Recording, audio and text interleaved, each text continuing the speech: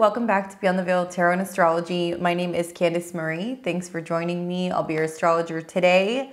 Happy Sunday, everybody. I hope you guys are doing well. Off to another week ahead. We're going to be taking a look at the astro weather for April 21st through the 28th, 2024. If you have not already subscribed to the channel, consider clicking the bell button below. This will alert you to when we have new videos coming out. Don't forget to like, comment, and share. That helps the channel grow. Give me a thumbs up and let me know how you're feeling with these transits. So for this week ahead, I was kind of taking a look at the stuff that we have going on, and it's quite a Plutonian week, you guys. We're going to see some pretty intense stuff happening. I guess really it starts off with the Jupiter-Uranus conjunction, which we're really experiencing yesterday and today. That seeding moment where Jupiter meets with Uranus and we see opportunities for sudden change with wealth, resources, positivity. So this is a good thing, even if you're not seeing anything immediately manifesting. We're going to see over the next year, between now and spring of 2025, something new unfolding. So I expect more rocks, rattles, and rolls as we get into the month of May with this seeding. But for most of us, actually, the next month actually looks a lot easier. If you guys haven't already seen the May 2024 horoscopes, they are live. Make sure you check them out. We talk about how this is really positive. Several aspects between both Jupiter as well as Uranus. Now, the reason why I say it's kind of Plutonian is because we're going to see a pretty gnarly sun square Pluto. That's actually kind of setting up today. We'll see that going into the full moon in Scorpio. And that full moon is a banger. We are going to see that at 4 degrees of Scorpio, almost exactly square Pluto. It's going to be about a 2-degree orb, so that's going to be intense. And then we'll watch the moon continue to move through Scorpio and make some oppositions to Jupiter and Uranus. So whenever we see T-squares taking place in the fixed signs, we are resistant to change. So this whole week, there's going to be this feeling of kind of like volcanic energy that's just pushing stuff to the surface that we need to kind of like clear and get rid of. So it's interesting that that's happening simultaneously with the Jupiter-Uranus, which is about freedom. Mercury goes direct, thank goddess. So we're going to be finished with that rowdy Mercury retrograde in Aries. Several months of Mercury in this sign. It's been way more than I would like. But it's going to be nice to finally see Mercury go direct. We're going to kind of see things kind of calm down with communications. So if things have been going haywire, if you've been waiting to sign contracts and leases and things, that direct is going to be happening this week. Now, I will tell you guys that the post shadow is going to kick on the back end, okay? So when Mercury goes direct, it does not mean that we still don't feel the effects of this retrograde. Remember, there's been a lot of other activations with the solar eclipse. So keep in mind, just because it's over, doesn't mean you're not going to feel the effects of the shadow. That'll continue until May. And then towards the end of the week, Mars starts kind of getting tangled up in Neptune's net. So we're going to see a Mars-Neptune conjunction that's setting up right around Sunday going into Monday of next week. So I wanted to talk to you guys about that as well. So let's go ahead and get into it. We're going to take a look at today, Sunday the 21st. So those of you guys who watch on Sunday, my Sunday crew, what's up, guys? How are you doing? So yeah, I mean, happy Jupiter-Uranus conjunction day. This has basically been setting up really since kind of like late last night into this morning. So a lot of us are still feeling that conjunction. So obviously, if you have any personal planets, 20 to 22 degrees of Taurus, it's the most prominent for you. Obviously, also the fixed signs, if you have any placements in those degrees, you're feeling the effects of that as well.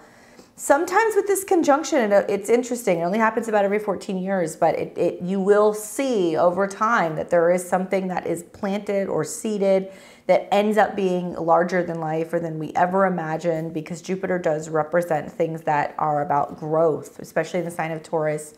And Uranus is about changes and shocks and surprises and innovation. Been really living for some of these sextiles to what's been happening with the stellium in Pisces. I feel like this is all the dream team that's kind of like putting forth, you know, the goals and also the commitments and the dedication and then the timing and the sacrifice, right, in Pisces. to kind of see something grow and develop into the future, right? Jupiter Uranus is very kind of future related. So I could see a lot of you guys kind of like preparing for something that's coming in the future as well. Now we wake up this morning and the moon is in Libra. So we're going to see, while the moon is in Libra, that what is being strongly highlighted is Venus. And Venus is snuggled up next to Chiron. So we've seen since last night the Venus-Chiron conjunction has been kind of happening, reactivating the eclipse, and also kind of bringing up themes revolving around what we need to change or transform personally, because it's in a Scorpio degree 20, in order to come into better relationship and harmony with others, with ourselves. We can definitely kind of feel some karmic stuff happening as the moon's going through Libra, because it is going to come into contact with the South Node. So you guys are going to notice very much on Sunday and Monday, there is this sense of just emotional clearing, you know, break down what's not working, what's not serving us. And for me, this seems like a day or two that can be really difficult to kind of keep the peace and to be kind of diplomatic, because with that South Node moon in Libra, it means a lot of us are emotionally feeling like we need to break away from something. Why? Because Venus is moving through the sign of Aries. It's in its opposite sign, and it basically is not totally thrilled being in this sign because Venus is going through a Mars kind of energy. With that conjunction to Chiron and Mercury retrograde, there is the sense of kind of like reevaluating what is best for me. What do I need? What do I need to be kind of doing? What am I healing? So you may notice that there is some, some relationship upsets or maybe difficult kind of relating to other people throughout this transit. Now we are going to see in the late PM hours, the moon is going to come into opposition with Mercury. So you'll see this right around here. Okay, so thankfully it's the late PM hours, so we're going to kind of meet it. We're going to kind of miss it, but that moon starts coming into conjunction with the South Node, and the opposition to Mercury is difficult to communicate and difficult to relate. So other parts of the world where you're already kind of getting your day started in Europe and other places, you guys are going to feel this a little bit more. But even as we're waking up on the 22nd, we're feeling the effects of the South Node moon. So that could bring some moods for sure. Definitely some moods, some emotional clearing.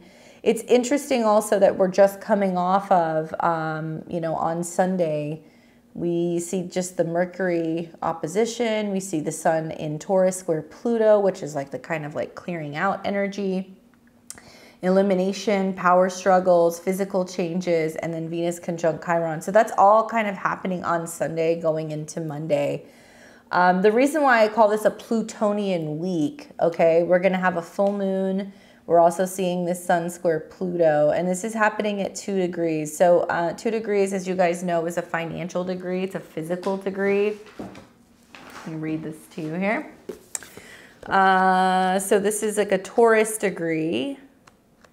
And so when we're dealing with 2, 14, or 26, this is about money, wallets, banks, employees, the economy, estates, villages, things that we eat, meals, food, kitchen, nature, throat, necks, vocal cords, to grow, raise, to possess, what is mine, the color green, and singing. Okay, so all these like kind of Taurus things. But the sun in astrology, you know, some people are like, oh, it's the ego. I think it's more than that. When we're looking at what's going on with the sun in kind of like, you know, general astrology for these kind of weekly predictions, this is where is the action, right? What are we seeing that's kind of being highlighted out in the world? So when the sun comes into Taurus, we are obviously more aware of growth. We're more aware of life, what's going on with finances, food, resources, security, stability, anything revolving around these topics. I mean, as I'm sure you guys can tell, you can hear me, I've got a little bit of a cold, but it's funny that it says 2 degrees deals with the throat, because this full moon that I'm having, it's right on my Mars, and it's in opposition to this degree square Pluto. So I've been having issues kind of losing my voice this week. So I appreciate your guys' patience with me sounding like Snuffleupagus. But yeah, I mean, we're maybe more so aware of something that is changing, right? And the fixed signs, they don't like to change. I think with like the sun going through Taurus square Pluto and Aquarius, it's going to be bringing up themes revolving around both personal and collective clash. You know, tension between the desire for stability and security and material comfort. That's a huge theme with the sun in Taurus. And that square to Pluto, which brings pressure revolving around deep-rooted changes, power dynamics, and also, you know, what's going on kind of collectively. This does generally bring up a period where there is some intense growth and transformation. You know, we may feel compelled to confront our fears, our insecurities, past traumas in order to be able to kind of grow. And it's a time to break down old structures and ways of being that no longer serve us on an individual or collective level. So it's about becoming more so aligned, I think, with our authentic self. And sometimes when we see squares to Aquarius, it's about kind of challenging society's norms and expectations and forging a new path forward. So certainly there's going to be a big theme, you know, the beginning of the week where there's going to be a lot of people talking about, you know, making changes to resources, making changes to spending, consuming, what we're eating, what we're collecting, right? What we own. So yeah, watch for that. That's definitely going to be something that's going to kind of pop up. I also feel like whenever we see these squares, there's a theme that kind of comes up within society that's about upheaval and revolution. So old systems and structures that are kind of being dismantled, right? Because Pluto is like, you know, almost like the TNT that gets thrown into a situation that kind of blows something up. And in the background, right, Uranus is the dispositor of Pluto and it's conjunct Jupiter. So it's interesting that we have this kind of T-square that's building with the full moon, which really wants to say, hey, there's something that needs to be kind of purged and kind of cleared or like kind of released from the collective. And then simultaneously the Jupiter-Uranus. And, you know, I've thought for some time that the Jupiter-Uranus conjunction is about the truth. And the truth of the matter about finances and our planet and financial systems and things going on with the economy. So likely we'll see some of that stuff kind of pop up. You know, pretty much all on Sunday, you know, we see this kind of mashup of all of these transits kind of happening at the same time, taking us into Monday. And Monday is a little bit more chill. Something you're going to notice off the bat early in the morning, though, is that moon south node conjunction is happening. So watch for the moods, watch for feelings of being like, I need to remove myself from this situation, from this partnership, from this relationship. There can definitely be some sense of like not feeling stable or secure within relationships with some people. The moon will then start to come into an opposition to Mercury. So when we think of like communication within relationships, this can get a little hairy on Monday morning. Difficult time relating to others. And then we're going to see the moon start to oppose Chiron. That's going to happen in the afternoon. And then it's going to oppose Venus. So maybe not such a chill day after all. But I mean, these are the only real aspects that are kind of going on all day are pretty much moon aspects. And you know, oppositions are relational. When we see still these planets that are in Aries, you know, the North Node, Mercury, Chiron, Venus, it's learning how to communicate and express what we think, how we feel, making changes with our health, with our appearance, with our goals, and reassessing, you know, what direction we're going in and what's best for us on a personal level. That moon coming through Libra is kind of showing us where actually it's this buildup into the full moon in Scorpio where we have to kind of like peel back the layers and, you know, realize and recognize where, you know, some relationships, alliances, you know, connections to other people actually need to change. And it's kind of keeping us from being able to do some of the work that we need to do personally. So therein lies some of the challenges with you know, the moon being connected to Venus and the opposition to Venus is, well, what's best for me may not necessarily be best for other people. And so the rules of relating kind of starts to change right around this time. So that'll be most of the day, but that's pretty much the only thing that I'm seeing on the 22nd. I would just say watch for staying in your own lane, like letting other people do what they need to do. If other people are kind of causing a little bit of a ruckus, or if you're finding it difficult to kind of like collaborate and work with others, give them some space. Generally that works pretty well with oppositions in my opinion. Something else that we're going to see as well is that Mercury is getting much, much, much closer to this North Node conjunction. So we're coming into the period where Mercury is getting ready to go direct. And so what's going to be coming up for us is you know, this awareness, finally kind of cutting through the miscommunications, the misunderstandings. We've gotten our information. Now we're kind of getting grounded. And Mercury will go direct conjunct the North Node, which is kind of cool. I remember telling you guys, I think it was like at the end of March, watch for that conjunction because it's going to be about these thoughts and ideas and kind of like our own kind of personal voice getting like louder, making us realize about things that we need to change, stuff that we need to heal, things that we need to talk about, and kind of finding our voice. So we're coming back into that now. Okay, so we're going to go now to Tuesday the 23rd. And we wake up in the morning and the moon is still in Libra, just barely though. It's getting ready to go into Scorpio. And this is going to be the day that we're going to have the full moon. So when the moon leaves Libra, it's going to go into Scorpio. And in the PM hours, actually the afternoon hours, one of the things you want to watch for is when it starts to square Pluto. Okay, and this is like, you know, moon square Pluto is very much like a Scorpio full moon vibe, right?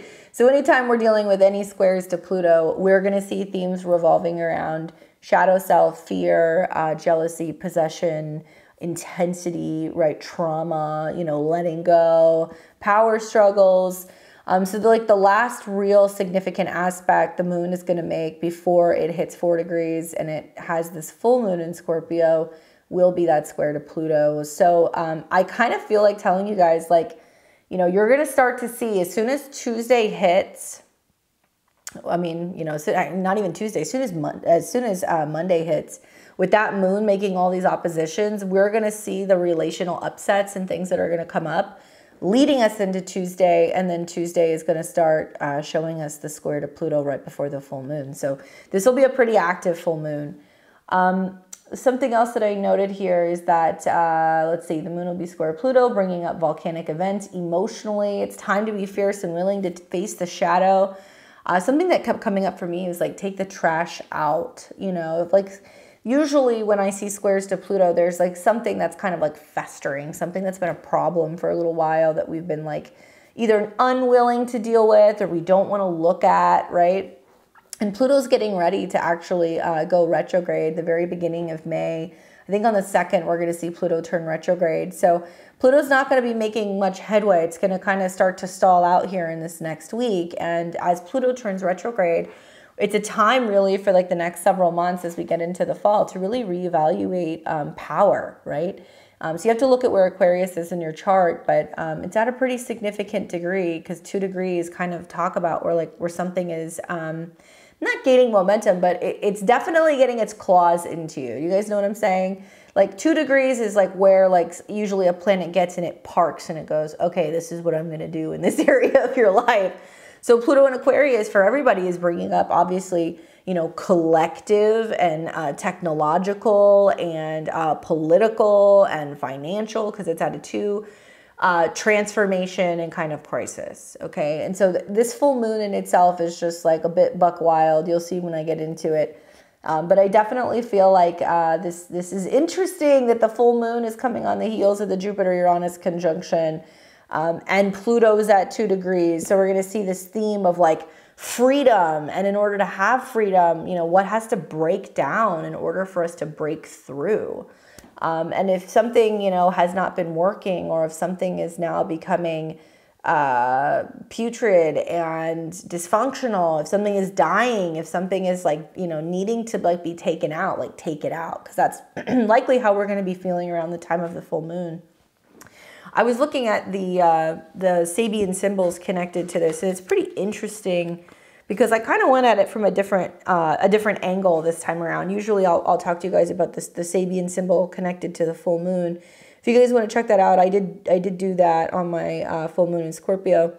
But I was looking at this. I was looking at the 4 degrees because this is the polarity. So we know what the moon is about, right? When we have a full moon, you see that kind of opposition where we have the sun in one sign and the moon in the other, but the brightness is really focused on the moon, right? That kind of completion. But I was like, well, what about the sun?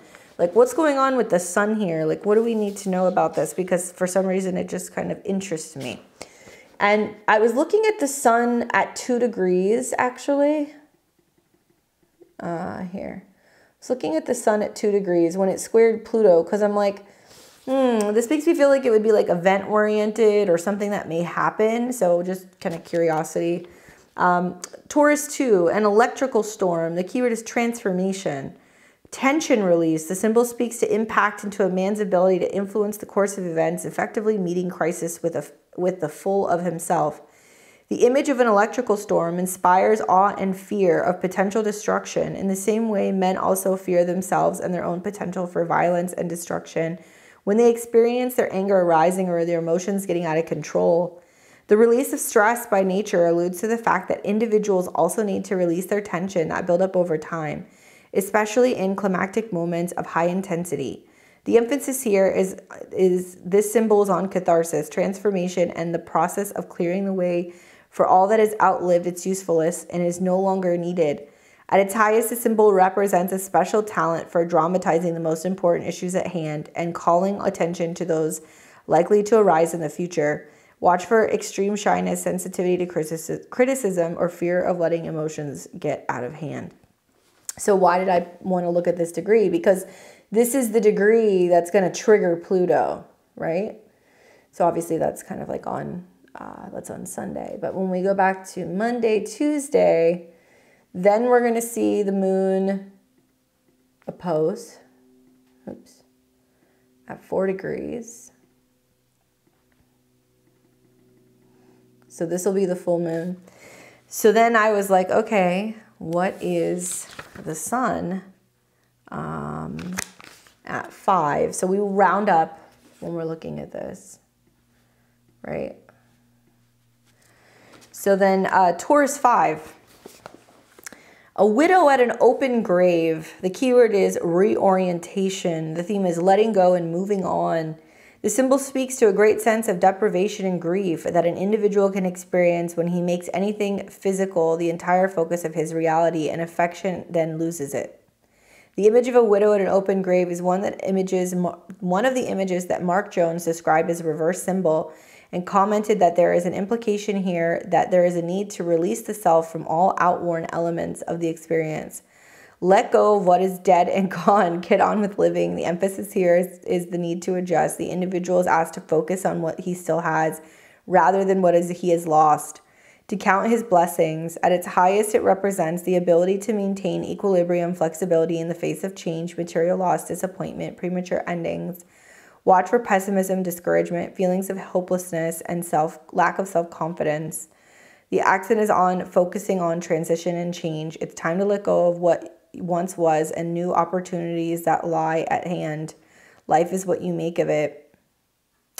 Your greatest advantage lies in looking ahead to the future. Okay, so this is interesting because we see the polarity of like the actions and everything that's being highlighted of what's physically manifesting, right? So everything is ending, completing, we're letting go and moving on. And then this is the emotional kind of reaction. And if you guys remember from that video, the Sabian symbol is like a rocky shore, you know, which can withstand kind of the impact from the storm, and how to kind of stand your ground in the face of some really difficult and challenging things. So we're going to see the physical changes. This is the emotional kind of like exercises that we're experiencing, you know, kind of building ourselves up and having some sense of emotional resistance. And it's all squaring Pluto. So, I mean, it's interesting that all of these degrees seem to kind of paint a picture that there's going to be something building up here at the beginning of the week that's kind of leading to this moment where we're like, something's got to go, you know, like, and you may feel that there is this real dramatic force. Scorpio full moons are known for that time period where we recognize and realize that in order to have life, in order to have growth, we have to look at the other side of things, and that comes from fertilizer, that comes from endings, that comes from clearing, that comes from things that we have to let go in order to kind of make space for that kind of brand new. So, yeah, you may notice that there's much more of like a dynamic force at the beginning of the week that if you've been resistant to making change, and this can be in the Scorpio area of your life, this can be in the Taurus area of your life, this can be in the Aquarius area of your life, likely you're going to see that this is going to be like the dam that breaks, that allows you to be like, okay, you know what, I'm not resisting anymore. It's time to kind of just be done with this. And Pluto, I think, is the culprit. I talked about that a lot in my full moon video, that, you know, he was basically going to be the one that's going to be creating the drama, stirring the pot, creating the pressure that is almost like the chisel. You know, I think of like ice, when you take like a chisel, or if you want to split a block and you have to go wham, and that pressure from that point is actually what splits it. That's kind of how I see this T-square. That Pluto is kind of injecting some sense of force, or some sense of tension, or some kind of drama that is going to be really bringing the heat, but also bringing the information and exposing things revolving around crime, corruption, trauma, drama, shadow-related stuff. So it's you may see the action going on in your Scorpio area of your chart, but it's really kind of stemming more from, I think, Pluto in this square from the sun. Now, the moon is going to kick for a little while. We're going to see the moon stay in Scorpio for another like day and a half. So even after we move on from Tuesday, which looks like the full moon is going to be in the PM hours, we're going to see the moon then on Wednesday, the 24th, start coming into, let's see, a trine with Saturn. Okay, so this will be in the afternoon. And then it'll also start building into an opposition with Jupiter and Uranus, although you won't see that yet. So pretty much the only thing you're going to see on Wednesday is that the moon's still going through Scorpio, trining out to Saturn, and then eventually coming into a trine with Mars. So I kind of see this as like the fallout. There's not much else kind of going on in the skies on Wednesday. The only other thing that's worthy of mentioning is that now Jupiter and Uranus, after the conjunction that we saw on the 20th, now both of these planets have moved to 22 degrees. So they've shifted from the Sagittarius degree of 21, you know, growth, expansion, you know, global, international, things dealing with education and law and everything that kind of governs like nations, to now a more difficult degree. 22 degrees is the Capricorn degree. So I'm anticipating this is going to be more about how we're hearing more about global governance, initiatives and things revolving around, you know, global, governments collaborating, working together, discussions about how they're wanting to work together for environmental reasons, wanting to work together for financial reasons. This conjunction will be brief, but it's worthy of mentioning, and I believe that Sabian symbol is the all that glitters is gold, if I remember correctly, because we've read that one quite a bit. Let's see. Yeah, jewelry shop. So all that glitters is gold. So it's about practical and material values. So the accent is on possessions, tempted to overspend, be extravagant with your resources. Focusing on quality, guard against excess or losing something of value by taking more than you need. So, you know, one thing that I would say that's probably going to come up with this, with Venus being the dispositor here in Aries, is that you're going to hear a lot of people that are going to be really fixated on what they need, what they do not have, because Venus is moving through the sign of Aries. So very self-focused on what I own, what I have, what I'm consuming, what I can spend, you know, what I can possess. And then still in the background, you know, we have yet to see a number of other planets that are going to still come into conjunction with Jupiter and Uranus next month. So we're going to see more kind of physical, tangible manifestations of some of this Jupiter-Uranus stuff still yet to come. So obviously Wednesday's a little bit more of a calm day. We're not going to see too much going on with the moon as we go throughout the day. It's going to be continuing to go through Scorpio, and it will not start making oppositions to Jupiter and Uranus until early morning on Thursday. Okay, so this is the day that you're going to want to watch, because I think those Jupiter-Uranus oppositions are going to be pretty significant. And until the moon leaves Scorpio, we're still feeling the full moon. So the moon's going to oppose Uranus, which means, you know, Taurus is about physical, financial resources. It's about the earth. It's about food. It's about stability. And when the moon goes through Scorpio, it's kind of like a bit more sensitive, more tapped in, more keen to, okay, what's safe, what isn't safe, what do we need to be, you know, making sure we have. It definitely has a side to it that's about being inquisitive and searching and seeking for something that's going to give it stability. So when it opposes Uranus, we feel emotionally destabilized.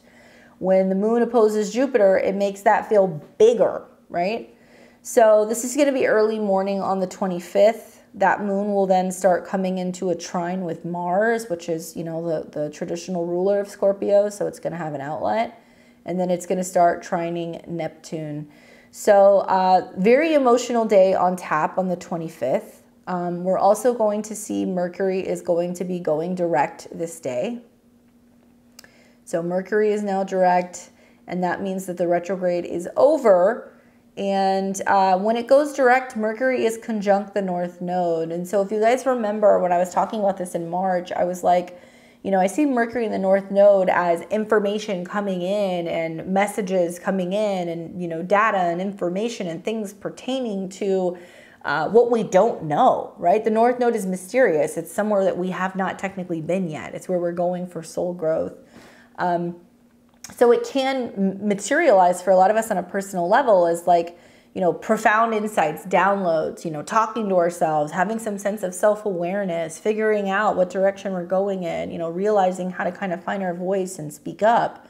But it's also a little haywire because this can definitely be a little bit more challenging when it comes to like mental health and communication, especially because, you know, Mars is associated with Aries. So there can be this mental frustration, this breakdown, this miscommunication, you know, getting frustrated, not knowing how to kind of express ourselves. I think with it now direct conjunct the North Node, I think it's time to reflect on what has been happening for the last month and where have I been kind of getting in my own way and what have I learned about communication and how can I better kind of, you know, communicate with other people or express myself or my needs. And I think that's going to be like the long and short of it. Now, like I said, until, you know, Mercury gets out of shadow, we're still going to have some effects on the back end. But this is definitely a day where you can really look at what's happened for the last month and be like, okay, like, you know, where have I been not, you know, getting my facts straight or, you know, misunderstanding something or like not getting like the appropriate like insight that I needed. And then in the PM hours, we're going to see that the moon will be moving into Sagittarius. So it's going to trine out to Mars and Neptune, really intuitive, pretty tapped in here. And that's around dinner time. And then the moon is going to move into Sagittarius, and that's going to be in the PM hours on Thursday.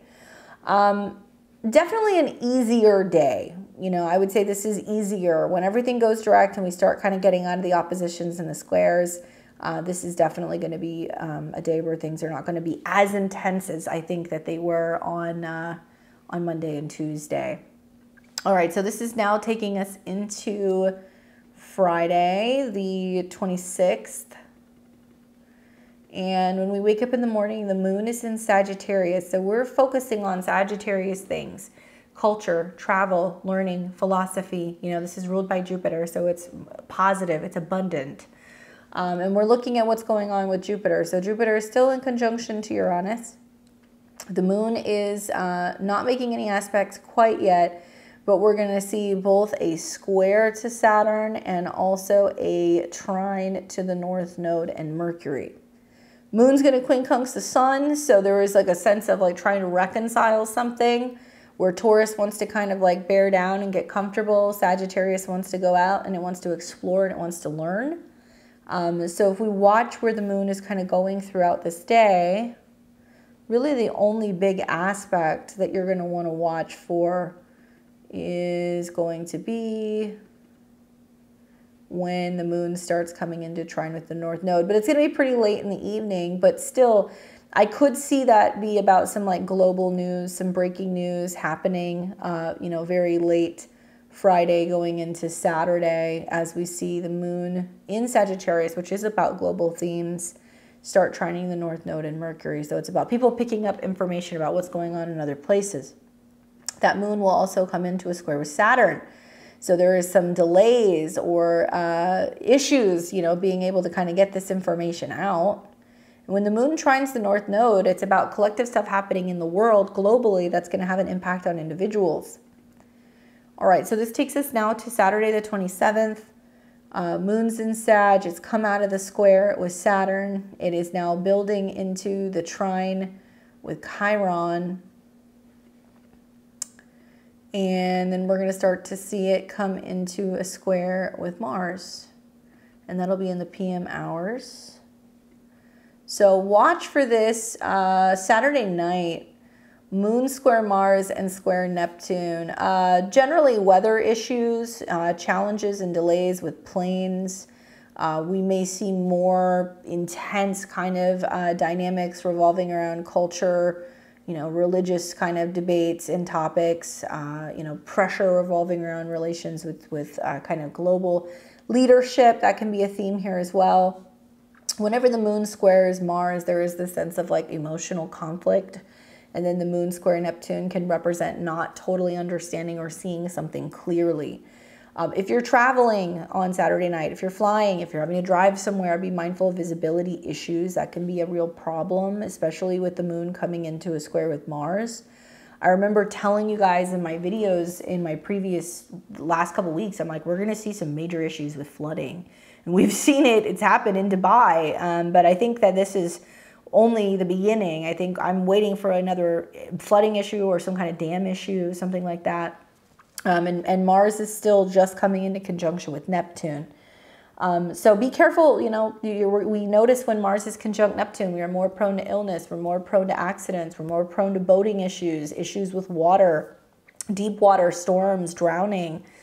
So you want to be mindful if you're in a place where there's some potential, you know, serious weather alerts, take them seriously. If you're going to be on water or by water, be cautious of that, be mindful of that. The other thing is this talks about also illnesses and things that can come from water. So if we see any kind of flooding, you know, that can be everything from having issues with mold to actual viruses and things that can manifest from having heavily flooded areas where people can get sick. So you want to be mindful of that as well. Now, on Sunday, so let's see. So we'll have that square on Saturday, and then we're going to take this into Sunday, and that'll be on the 28th. Now, early in the morning, the moon will move into Capricorn. And when the moon's in Capricorn, we're focusing on Saturn stuff, right? So it's kind of funny that like the moon's in Capricorn on a Sunday when most of us are not working. But you may feel like I want to get something done today. Now, a bit of a double-edged sword. You know, on one hand, when the moon's in Capricorn and when it's in positive aspect to Saturn, generally it's easier to navigate. We are also going to see the moon come into a trine with the sun. So with this earth trine between the sun and the moon is like very productive, you know, like having a goal, getting things done, like staying on task. But the challenge here is that we are going to start to see eventually the moon square the north and the south node.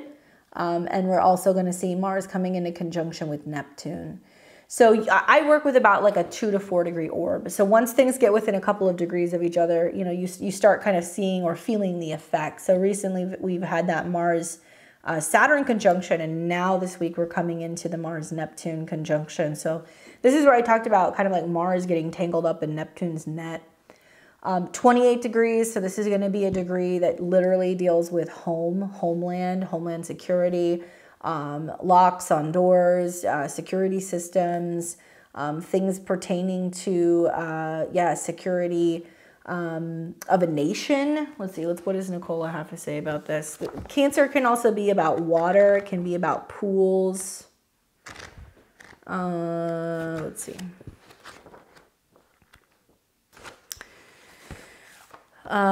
Men, human race, nations, swimming pool, hometown, liquid water, tier, milk, beer, dairy products, house, home, flat, threshold, entrance to a flat, family, women, mother, public opinion. And that's pretty much it. So, you know, Mars is a masculine planet and it's moving through a feminine sign. So it's moving through the sign of Pisces, which is about illusions and escapism and hidden things and stuff that's going on behind the scenes in prisons and hospitals and, you know, the sea. So when Mars is meeting Neptune, this is literally violent storms. Okay, guys, that's what this is about, and things that we may not necessarily see coming. So Mars conjunct Neptune, you know, when we see these kind of like within like Roman mythology, Each have their own distinct associations. So you guys know that Mars is connected to the god of war. He's also associated with agriculture and protection of the Roman state. And he was considered to be a group of 12 major deities from the Roman pantheon. Now, Mars's worship was closely tied to the founding of Rome and was celebrated through various festivals throughout the year.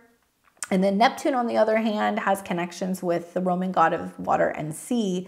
And he was also associated with horses and horsemanship. That's why you see that kind of aspect with Jupiter being the traditional ruler of Pisces.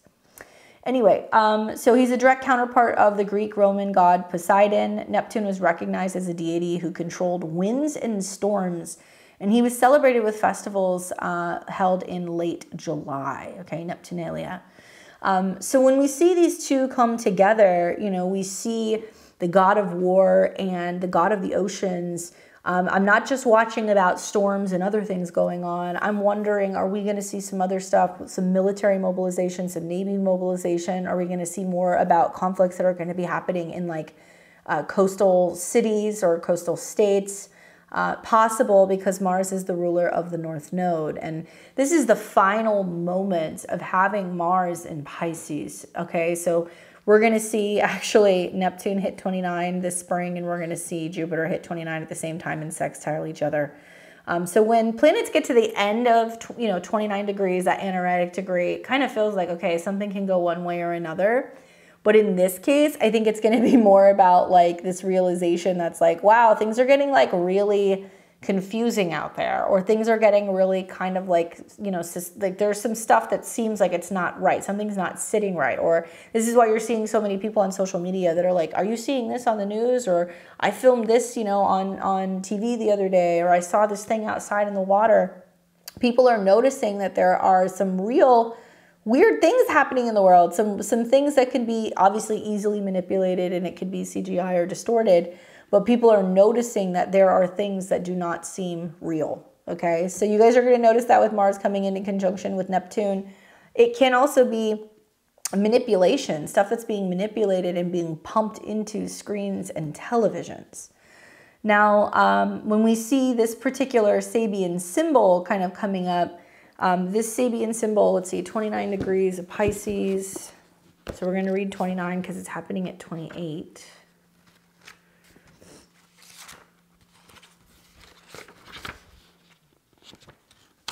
There we go. 29 degrees is a prism. The keyword is validation, analysis. The symbol speaks to the delicate interplay between the parts of the whole thing, and it alludes to the fact that changing or altering a part can affect the ability of the whole function effectively and maintain its stability. The image of a prism suggests that looking at things from events from different angles, as it illustrates the process of analysis or the attempt to understand how things work and what they can do.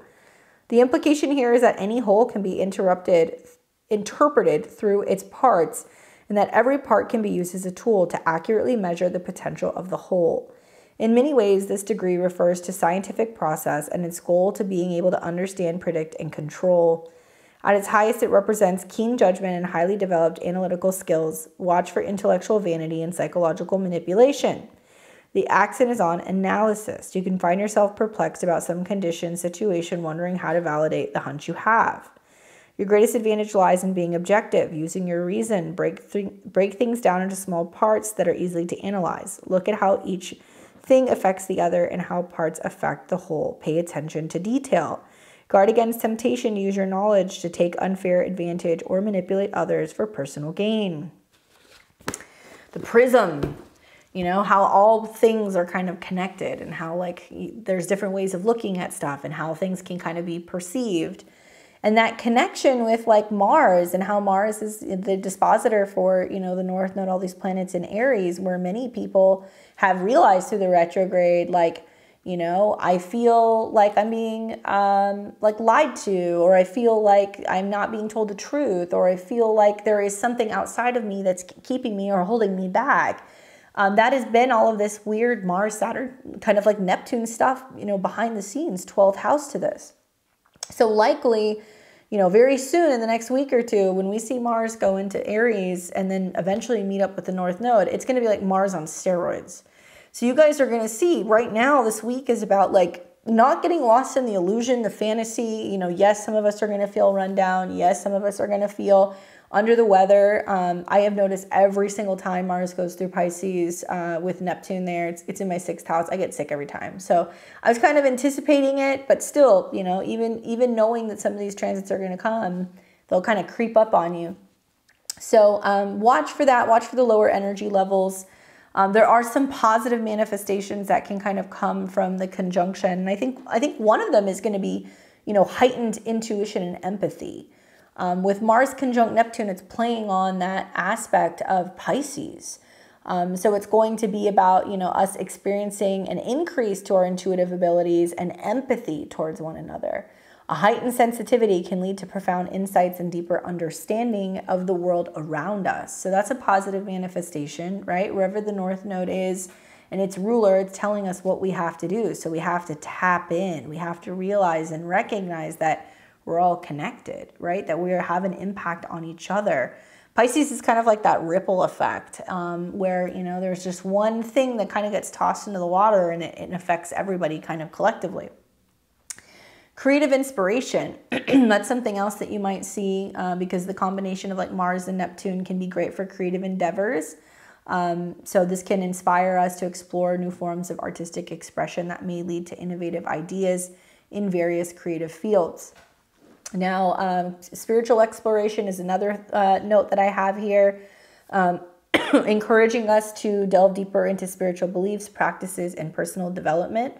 Great for like dance. I like Mars Neptune for dance. I like it also for spas, you know, saunas, anything pertaining to, you know, soaking and being able to kind of clear stuff out, working with water and working with heat. But some of you guys might be using it for hypnosis. Some of you guys might be using it for, you know, shamanic healing or Reiki healing or, you know, meditation. All of those things are great. Excuse me. Watch for issues with confusion and illusion. Like I said, that can kind of pop up here with Mars and Neptune, bringing inspiration and insight, but it can also lead to kind of confusion and disillusionment. So this aspect can bring inspiration and insight, but it can also lead to confusion and disillusionment. The influence of Neptune can cloud judgment and blur lines between reality and fantasy. So it's important for individuals to stay grounded and maintain a clear perspective when these conjunctions hit. Yes, we can feel idealistic. There can be this sense of feeling inspired, but we can also have a tendency for escapism. So when this conjunction happens, especially in the sign of Pisces, it can intensify our idealistic version of the world. And idealism can sometimes lead to escapism or a tendency to avoid facing harsh realities. So it's crucial for us when this conjunction is setting up at the end of the week to balance our dreams with practical consideration, you know, be realistic, not try to feel like, you know, we're trying to get everything going at one time because we may kind of run out of steam. Focus on compassion and service when possible, because this conjunction will give us a strong urge to help others and engage in acts of compassion and service. So it can inspire people to use their talents and resources to make a positive impact on the world and to be able to help those that are less fortunate. And then obviously emotional sensitivity. So watch for that as well. You know, this influence in Pisces can heighten your emotional sensitivity. You can notice that there can be angry tears. There can definitely be feelings of, you know, emotional restlessness. We may be more sensitive or more susceptible to the feelings of people or the moods around us. And this can be both a blessing, but also a challenge because it requires us to establish healthy boundaries with people. So I think with Saturn being nearby, you know, he's kind of testing us, seeing like, okay, you know, how much of other people's stuff are you going to kind of take on? Or how much are you going to kind of get slimed? So you guys would really benefit from working with, you know, hot baths, soaks, spiritual cleanses, you know, salt sprays, aromatherapy sprays, anything like that, going swimming in the ocean or freshwater.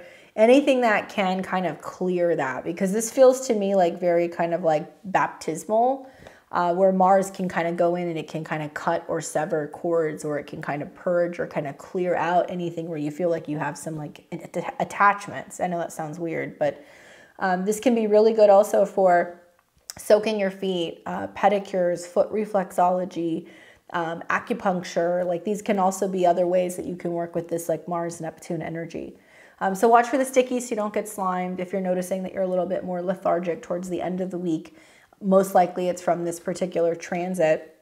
And this will be going into next week, but we will see then Mars is going to go into Aries, and it looks like that's going to be happening closer to the 30th. So once that happens next week, then Mars is kind of in its domicile. Venus is in its domicile. We've got some very different kind of vibes playing out towards the beginning of May. So definitely check out those April horoscopes. I talk about all of the major transits for the 12 rising signs. And hopefully it's a good week for you guys. You know, like I said, it's a bit jumbled. The days that we don't have anything really going on, pretty much kind of like, I guess like Friday and Wednesday seem to be the easier days. But that Monday, Tuesday leading up to the full moon, watch for that.